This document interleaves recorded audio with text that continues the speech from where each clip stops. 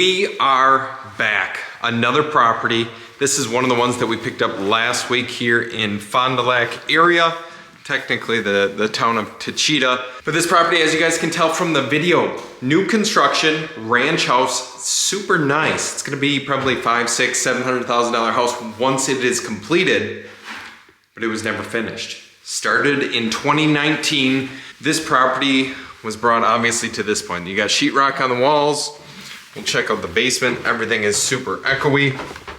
But the owner, where we came across this lead, we had purchased a property from him in the past in the North Fond du Lac area.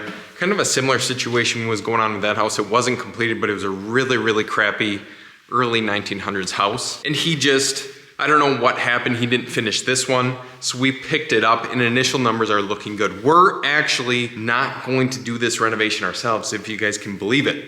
We're buying it, reselling it, and that is gonna be the topic of discussion in today's video. Why you should just buy and resell some properties versus taking them the full way and doing a flip. So the reason behind us just buying and reselling this place, and I'm gonna sit down, like look at all this weightlifting stuff. I got a shit ton of stuff for my own house already. I actually need to grab a couple of these weights. But the reason that we're buying and reselling this is solely due to the fact of when you have a significant amount of projects going on at any given point, you start to have a ton of equity trapped in those properties. In the return on your marketing spend, your return on your cash is lengthened out probably 90 to 120 days. And ideally, if we can pick up flips via like the wholesale market, buying them from other investors, if you guys have any deals within the area, within an hour and a half, 2 hours of Oshkosh, hit me up, carter@carterppc.com. But that is the goal. Those properties we will flip. The ones that we're spending marketing dollars on, we're gonna probably just buy and resell or do very, very light rehabs like the house that I'm gonna show you here in just a second, the other property that we bought in Fond du Lac. So let's jump over to that property right now. So this was our very first subject to deal. I was first off, so nervous when we initially did it. I didn't know what to do. We hired a transaction management company. Everything went very, very smooth. And the homeowner and I, they ended up actually renting back from us after they sold it to us subject to. So we picked it up, I think at that point for like 89-ish thousand. The mortgage is now at 82. We had to actually refinance that to a short-term flip loan. And this property, it's very cool. As you saw in the video, has a ton of character, all brick. You're in a phenomenal part of Fond du Lac. I'm personally not a huge fan of Fond du Lac, but of course we still buy here. And the main reason being their inspections department is extremely, extremely difficult to work with. But the plan with this one, if we cannot resell it, we might just turn around and resell it, we will see. But if we cannot resell it, the plan is paint, flooring, cleaning it up a little bit, and then relisted it on the market for probably right around 165. 170, see how it goes. There's just not a whole lot of affordable housing, so to say, in the Fond du Lac area, and especially something with this character that's this large.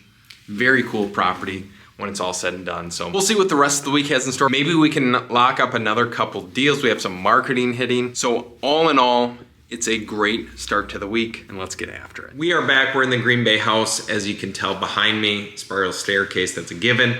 But we had to meet with a property owner. We took a listing probably a week and a half or so ago from a SEO lead, something like that, probably organic actually. Couldn't buy it for cash, ended up listing it. They got several offers.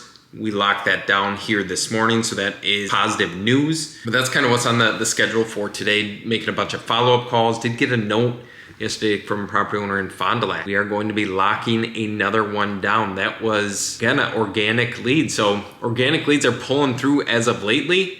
Super excited on that side. Now, I know I have not dropped some content on you in a while regarding Facebook advertising. You might be asking, Carter, are you still doing it? Are you still getting results? What have the results been like? And the answer to your questions is yes, we are still doing it. We have never stopped doing it, but I will show you how to essentially rip off and duplicate what maybe others are doing within your marketplace or within similar marketplaces, so you don't need to recreate the wheel. And for example purposes, I'm going to just model some of the largest marketing businesses in the real estate investment space. So the first thing that we are doing is we are going to the Facebook ads library. As you can see on here, just go to Google, type that in.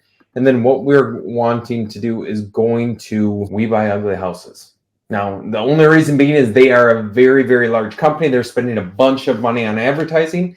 And I want to model a company that is spending a bunch of money on advertising because they have the resources, they have the track record, they have the experience to go along with it. Now, the nice thing about Facebook ads, unlike Google ads, is Facebook ads, you can see what they're running and what areas that they're running with what criteria they are using. So We Buy Ugly Houses, you can see here, they have 340 ads currently running. That's bananas. That is absolutely nuts. We probably have like 14 in our local area. They have 340 across the United States. So that's pretty cool. But let's look at this one with 92 ads. Use this creative and text. So we're going to see the summary and details. It breaks down everything that you would need to know. So they're running on Facebook and Instagram. Go figure. This is exactly what their ad says. If they were targeting specific things, it would show up here, and I'll show you that in just a second.